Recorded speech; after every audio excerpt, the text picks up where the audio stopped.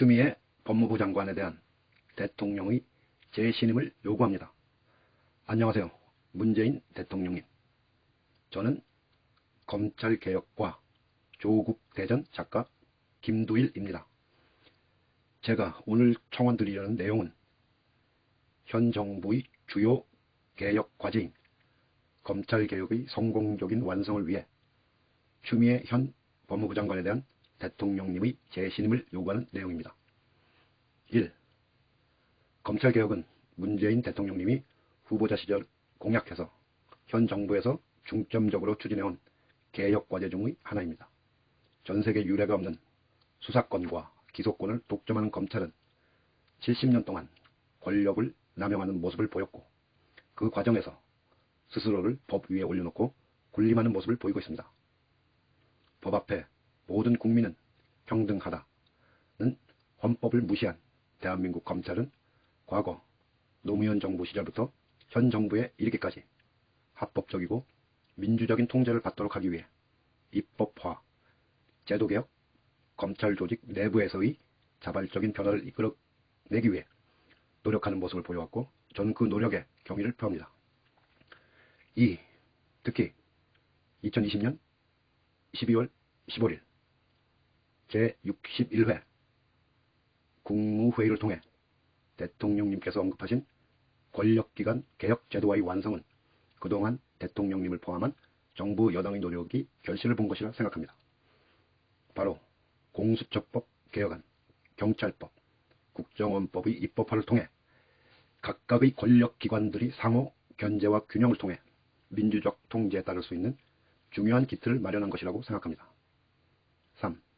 검찰개혁을 포함한 권력기관 개혁의 제도화에서 가장 헌신적인 노력을 아끼지 않은 강요를 굳이 꼽자면 추미애 법무부 장관을 언급하지 않을 수 없습니다. 전임자였던 조국 전 법무부 장관이 개혁에 저항하는 검찰 조직의 불법적인 검찰권 남용에 의해 본인을 포함한 가족 모두가 인권과 명예가 심각하게 실추된 상황에서 선뜻 그 소임을 이어받아 1년 동안 본인의 정치 생명을 포함한 가족들이 위협까지 무릅쓰고 검찰개혁에 앞장섰기 때문에 가능한 결과라고 감히 말씀드리고 싶습니다. 4. 하지만 현재 입법화가 되었다고 제도의 완성이라고 할 수 없습니다. 제도는 결국 사람에 의해서 운영되는 것이고, 입법 초기 단계의 취지에 맞게 정착이 되는지 확인하고 조율하는 것도 역시 조직의 구성원들이 해야 하는 일이기 때문입니다. 특히 이미 청와대를 대상으로 수사권과 기소권을 남용해서 연성 구태타를 시도한 윤석열 검찰총장 이하 검찰 수뇌부들은 여전히 개혁에 저항하는 모습을 보이고 있습니다. 대통령님과 법무부 장관 그리고 여당에서는 합법적인 절차를 통한 개혁을 차근차근 만들어가고 있지만, 정작 검찰권을 여전히 장악하고 있는 검찰 수뇌부는 개혁에 저항하기 위해 법적 절차를 지키지 않는다는 심각한 모순을 보이고 있습니다. 5. 12월 16일 윤석열 총장에 대한 검사징계위원회의 징계는 정직 2개월이라는 처분이 내려졌지만, 저들은 여전히 인정하지 않고 법의 허점을 찾아 자신들의 징계를 무력화시키고 나아가 검찰개혁에 저항하려는 시도를 계속하겠다고 전명하고 있습니다. 대통령님의 제거와 무관하게 개혁에 저항을 하겠다는 항명과 다름없다고 생각합니다. 6.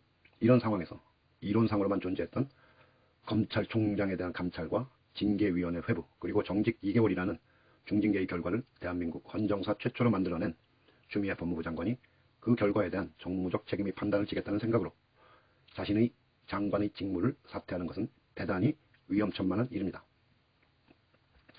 자칫 현재까지 힘들게 쌓아온 검찰개혁의 공든탑이 무너질 수도 있는 위험한 상황입니다.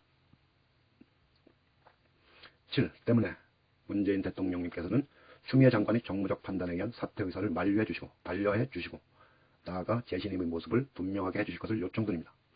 검찰개혁 시즌2에 해당하는 공수처의 확실한 출범과 검찰 쿠데타를 주도한 윤석열 검찰총장을 비롯한 검찰 주류 세력들이 자신들의 비위나 불법 행위에 대한 심판을 받는 과정까지 추미애 장관이 자신의 직무를 충실하게 확실하게 처리할 수 있도록 재신임해 주세요. 8. 대한민국의 권력은 국민에게 있다는 것을 저희 국민들이 확인할 수 있도록 검찰개혁이 완성되기를 기대하고 또 응원합니다. 대통령님의 건강을 특히 기원합니다. 2020년 12월 17일 청와대 국민청원.